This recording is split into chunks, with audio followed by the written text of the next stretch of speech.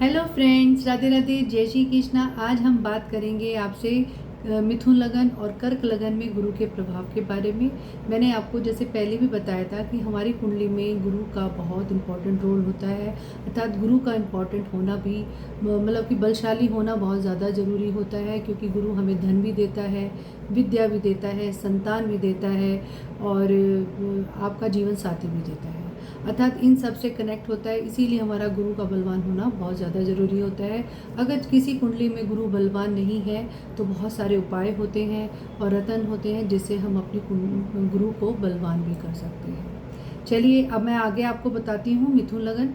मिथुन लगन में गुरु सप्तम स्थान का और 10वें स्थान का स्वामी होता है, यानी कि केंद्रपति दोष लगा होता है मिथुन लगन वालों के लिए, क्योंकि केंद्र का स्वामी हो अगर है तो उसमें अगर गुरु बलवान नहीं है तो आपको ज़्यादा अच्छा फल नहीं देता है।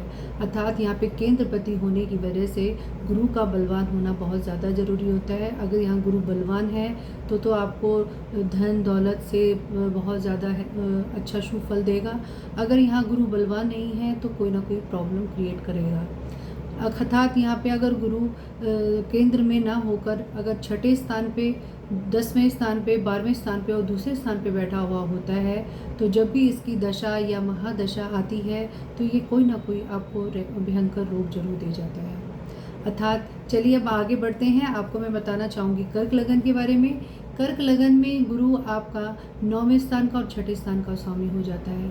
अर्थात छठे स्थान का स्वामी होने की वजह से गुरु यहाँ पर आपको बुरा फल नहीं देता है। वैसे तो छठे स्थान पे जो भी गुरु बैठा होता है तो ज़्यादा शुभ नहीं माना जाता है, मगर कर्क लगन में गुरु अगर छठे स्थान पे बैठ गया है तो भी आपको शुभ फल देगा। उससे ज़्यादा शुभ फल देता है 9वें स्थान पे। 9वें स्थान पे अगर गुरु बैठा है तो बहुत ज़्यादा शुभ माना जाता है। जब भी इसकी महादशा अंतर्दशा जब भी ये गोचर में आएगा तो ये आपको अच्छा फल देगा। अर्थात अगर ये गुरु यहाँ बलवान होके नहीं बैठा है, कमज़ोर होके बैठा है, पापी दृष्टि में बैठा है तो ये आपको धन हानि भी कराएगा और कोई ना कोई रोग भी ज़रूर दे जाएगा।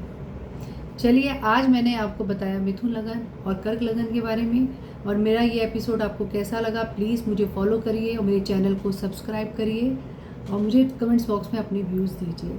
थैंक यू, धन्यवाद।